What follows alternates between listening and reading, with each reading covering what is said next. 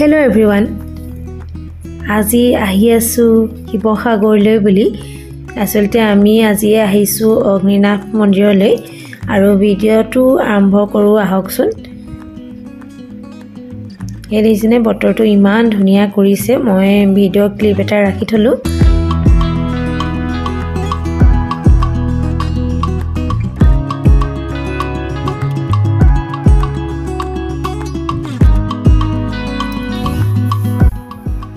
या কোন আহি আছো দেখুৱাই দিছো या মানুহজন মই মা লৰাটো আৰু ওচৰে দাদা এজন আহিছে এতিয়া বলকচোন কৈ থাকো আমি আগবাঢ়ি আৰু ৰাস্তাতে আমি চাহ কাপ খাই ললো লাল চাহ কাপ যেটো আমি মন্দিৰলৈ আহিছো একো খাই আহা নাই ঘৰত লাল চাহকে খাই ললো তাৰ পিছতে আৰু আগবাঢ়ি কৈ থাকিম আৰু কোট গলো অকল মন্দিৰলৈ যোৱা নাই আৰু বেলেগলৈও গলো ভিডিওটো দেখুৱাই থাকিম বলো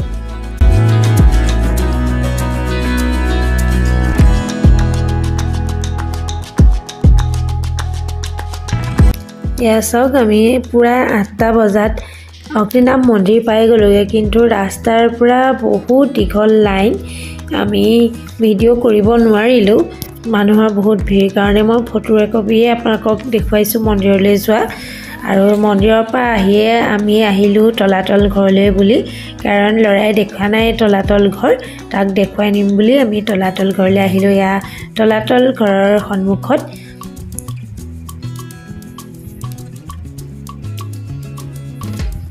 আৰু তলাতল ঘৰৰ সন্মুখত বহুত দোকান পোহাৰ হল আগতে যিবিলাক নাছিলে এইবিলাক সব অকনমান দেখুৱাই দিছো তলাতল ঘৰৰ সন্মুখৰ পৰিবেশটো ইয়া টিকেট কাটিব লাগিব টিকেট কাটি হলে আমি ভিতৰলৈ সোমাই যাম আৰু দেখুৱাম ইয়া লৰা আৰু মা ৰৈ আছে মই ৰৈ আছো লগতে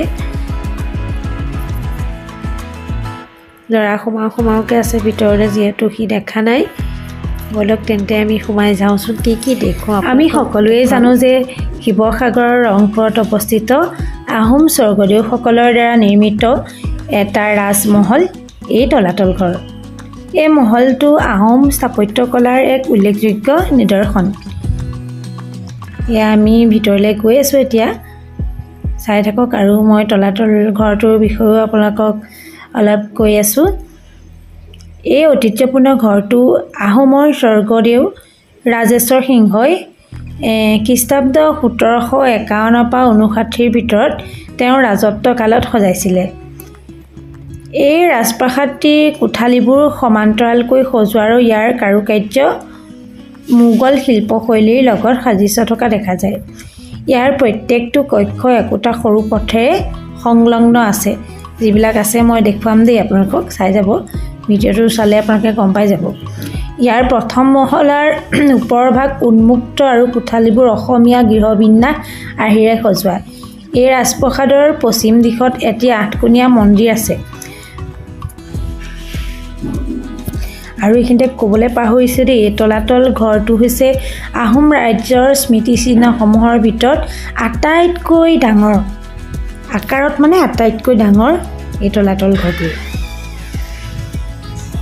চাওকচোন চাৰিফালৰ পৰিৱেশটো ইমান ধুনীয়া লাগিছে নহয় বতৰো কিনাখনি ধুনীয়া আছিলে ফৰকাল আছিলে আৰু আমি আগবাঢ়ি গৈ থাকো আৰু দেখুৱাই থাকিম বলকচোন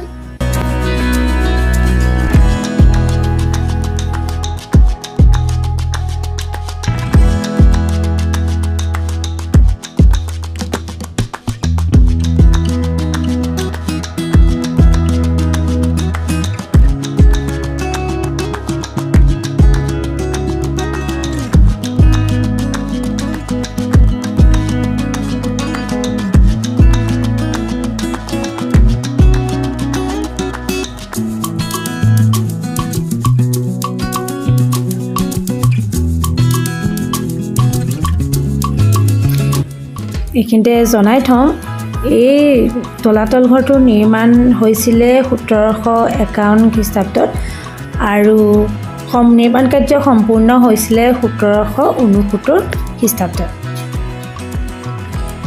এই তলাতল ঘৰটো বা যিয়ে নহওক ৰংঘৰ তলাতল ঘৰ হওক এইবিলাক ইটা আৰু বিশেষ প্ৰকাৰৰ স্থানীয় বিলাতী মাটিৰে প্ৰস্তুতি কৰিছিল আৰু মই জনামতে মানে আমাৰ ককা আইতাহঁতে কোৱা শুনিছো যে এই তলাতল ঘৰ বা ৰংঘৰ এইবিলাক হাঁহৰ কণী, বৰা চাউল, মাটি দাইল এইবিলাকেৰে নিৰ্মিত আছিলে। চাওকচোন কিমান দিন গৈছে, কিমান দিনীয়া পুৰণি। মই জনামতে শেহতীয়া প্ৰত্নতাত্ত্বিক খনন কাৰ্যৰ দ্বাৰা জুয়ে পুৰা কাঠৰ স্তম্ভৰ গাঁতৰ চিহ্ন, পুৰা ইটাৰ ৩ স্তম্ভযুক্ত ভগ্নাৱশেষৰ লগতে উত্তৰ আৰু পশ্চিম দিশত একোটাকৈ পথ উদ্ধাৰ কৰা হৈছে। কাঠৰ স্তম্ভৰ অৱশেষ আৰু গাঁতৰ চিহ্নই এই পকী ৰাজপ্ৰসাদৰ স্থানত পূৰ্বতে স্বৰ্গদেউ ৰুদ্ৰসিংহৰ দিনত কাঠেৰে নিৰ্মাণ কৰা ৰাজকীয় আৱাস আছিল বুলি প্ৰমাণ কৰে। ইতিহাস অনুসৰি ১৭২৩ চনত স্বৰ্গদেউ ৰুদ্ৰসিংহই আহোম ৰাজ্যৰ ৰাজধানী গড়গাঁৱৰ পৰা ৰংপুৰলৈ স্থানান্তৰিত কৰে। প্ৰায় ১ শতিকা ধৰি ৰংপুৰ ৰাজধানী হিচাপে আছিল। এই ঠাইখন শিৱসাগৰ চহৰৰ পশ্চিম অংশত অৱস্থিত। এই ৰাজমহলটো সৰ্বপ্ৰথম স্বৰ্গদেউ ৰুদ্ৰসিংহই ১৬৯৮ চনত সাজি উলিয়াইছিল। ৰংপুৰ আহোম ৰাজ্যৰ ৰাজধানীৰ উপৰিও কেন্দ্ৰীয় সৈনিক বাহৰ আছিলে বোলে। স্বৰ্গদেউ ৰুদ্ৰসিংহৰ মৃত্যুৰ পিছত মহলটোৰ বহুখিনি সালসলনি কৰা হয় আৰু ইয়াৰ আকৃতি অনিয়মিত হৈ পৰে।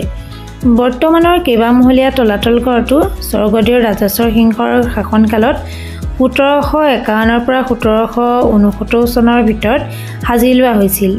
ইয়াত আহোম ড্ৰেগন দি ঙাও খামৰ ভাস্কৰ্যও দেখা যায়। পূবৰ পৰা পশ্চিমলৈ দীঘলীয়া কৰিডৰ থকা কেইবাটাও কোঠালি আছে এই তলাতল ঘৰটোত, আৰু উত্তৰৰ পৰা দক্ষিণলৈ কেইবাটাও সৰু লানি আছে। প্ৰসাদটো ৭ মহলীয়া, ৪টা মহল মাটিৰ ওপৰত আৰু 3টা মহল মাটিৰ তলত আছে। তলৰ মহলটো আস্থাবল, ভঁৰাল আৰু লগোৱাৰ কোঠা হিচাপেও ব্যৱহাৰ হৈছিল। ৰাজকীয় কোঠালিবোৰৰ ওপৰৰ মহলাত আছিল। উত্তৰ ফালৰ লানিৰ ৮কোণীয়া পূজা ঘৰৰ ওচৰত থকা ৰাজকীয় কোঠাকেইটাৰ বাহিৰে আনবোৰ বৰ্তমান দেখা নাযায়। দক্ষিণ ফালে থকা অকলশৰীয়া কোঠাটো ৰাণীয়ে ব্যৱহাৰ কৰিছিল বুলি অনুমান কৰা হয়। স্বৰ্গদেউ ৰাজেশ্বৰ সিংহই প্ৰসাদটোত মাটিৰ তলত তলাতল ঘৰ নামৰ 3টা মহল যোগ দিয়ে। এইকেইটা ইটা আৰু এবিধ থলুৱা চিমেণ্টেৰে সজা হৈছিল। ইয়াৰ স্থাপত্যৰ সমসাময়িক মোগলসকলৰ মিল আছে। লগত স্বৰ্গদেউ ৰুদ্ৰসিংহৰ দিনৰ আন 4টা মহল কাঠেৰে নিৰ্মিত আছিল, যিবোৰ সম্পূৰ্ণভাৱে ধ্বংস হয়। তলাতল ঘৰত মাটিৰ তলত 2টা গোপন সুৰংগও আছে। তাৰে এটাৰ দৈৰ্ঘ্য আছিল প্ৰায় 3 কিলোমিটাৰ, যি দিখৌ নৈৰ লগত সংযোগী আছিল। প্ৰায় 16 কিলোমিটাৰ দৈৰ্ঘ্যৰ আনটো সুৰংগই তলাতল ঘৰক গড়গাঁৱৰ কাৰেংঘৰৰ লগত সংযোগ কৰিছিল। শত্ৰুৰ আক্ৰমণত আত্মগোপন কৰাৰ বাবে এইকেইটা নিৰ্মাণ কৰা হৈছিলে। বৰ্তমান দৰ্শনাৰ্থীয়ে মাটিৰ ওপৰৰ 2টা মহলৰ লগতে আৰু 3য় আৰু 4ৰ্থ মহলৰ বাকী ৰোৱা অংশ চাব পাৰে। মানে আমি সেইকেইটাই চালোগে গৈ। মাটিৰ তলৰ মহলকেইটা বন্ধ কৰি দিয়া হৈছে আৰু প্ৰসাদটোৰ কাঠেৰে নিৰ্মিত গঠনো ধ্বংস হৈছে। তলাতল ঘৰৰ চাৰিওফালে ইটাৰ দেৱাল আৰু পানীৰে আৱৰি থকা মাটিৰ গড় আছিল। প্ৰসাদটোৰ ওচৰত অস্ত্ৰ-শস্ত্ৰ জমা ৰখা খাৰ ঘৰ এটাও আছে, যিটো আমি যোৱা নহ'লে চাবলৈ, পাছে পৰে গ'লে আমি যাব লাগিব খাৰ ঘৰটো চাবলৈ। বন্ধুসকল, আপোনালোকক মই তলাতল ঘৰটো দেখুৱালোঁ আৰু ইয়াৰ বিষয়ে যিমানখিনি মই জানো, অধ্যয়ন কৰি পাইছোঁ, সেইখিনিও আপোনালোকক ক'লোঁ। আৰু নেটতো চাৰ্চ কৰিলে পাব এই বিষয়ে। আৰু অসম বুৰঞ্জীত শিৱসাগৰ জিলা বা ৰংঘৰ তলাতল ঘৰৰ বিষয়ে আছে বিস্তাৰপূৰ্বকভাৱে। আপোনালোকে জানিব বিচাৰিছে যদি সেইবিলাকৰ পৰা গম পাব পঢ়ি পেলাই। এয়া চাওক, চাৰিওফালে আমি ঘূৰিলোঁ। এইবিলাক আগৰ দিনৰ ইটাৰবিলাক চাওকচোন, কিমান মজবুত হৈ আছে নহয়নে বাৰু। এতিয়া আমি ওপৰলৈ উঠি গৈ আছোঁ চাবলৈ। বহুত মানুহ আছিলে, যিহেতু গ্ৰীষ্ম বন্ধত আমি গৈছিলোঁ। এইটো খুটা চাওক, ইমান ধুনীয়াকৈ বনাইছিলে আগতে স্বৰ্গদেউসকলে। ইমান ধুনীয়া আছিলে তেতিয়া, এতিয়াই ইমান ধুনীয়া, তেতিয়া কিমান ধুনীয়া হ'ব পাৰে। এইবিলাক চাওক দৰ্জাবিলাক, আৰু এইবিলাকত সম্ভৱ চাকি জ্বলাই থৈছিলে মোৰ মতে। আৰু এইখিনিতে কাষতে এটা পুখুৰীও আছে। এইটো পুখুৰীটো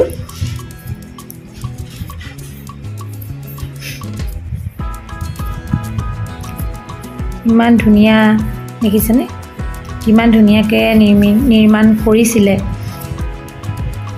আৰু এইবিলাক ৰাস্তাবিলাক আৰু মাটিৰ তলত যিকেইটা আছে সেইকেইটা মই ক'লোৱে ইতিমধ্যে বন্ধ কৰি দিছে আমি আগতেও কৈছোঁ এই দেখা নাই কাহিনীবাই বন্ধ কৰিলে আচলতে যিহেতু মাটিৰ তলত আছে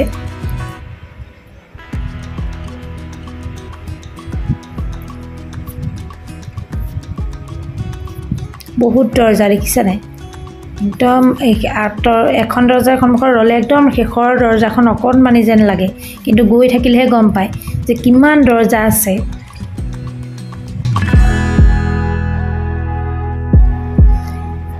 আৰু এইখিনিতে কওঁ বন্ধুসকল আপোনালোকে যদি মোৰ ভিডিঅ' চাই ভাল পায় বা ভাল পাইছে ভিডিঅ'বোৰ লাইক কৰিব কমেণ্ট এটাও দিব কিন্তু যদি ভাল পায় চাই আৰু যদি ইউটিউবত চাই আছে চেনেলটো ছাবস্ক্ৰাইব কৰি দিব আৰু ফেচবুক আৰু ইনষ্টাত চাই আছে যদি ফ'ল' কৰি দিব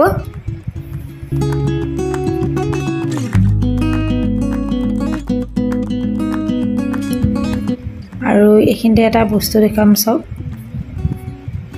এয়া চাওক মোৰ মতে শিৱলিংগই আছিলে নেকি বাৰু নাজানো কি আছিলে শিৱলিংগৰ দৰে থকা নিচিনাই লাগিছে জেগাটুকুৰা মন্দিৰ আছিলে চাগে শিৱ মন্দিৰ নিশ্চয় ভাবি লৈছোঁ আৰু ইমানটো নাজানো গতিকে খুবেই ভাল লাগিলে তলাতল ঘৰলৈ গৈ আৰু আমাৰ ল'ৰায়ো বহুত ভাল পালে ফূৰ্তি পালে আপোনালোকে যোৱা নাই যদি যাব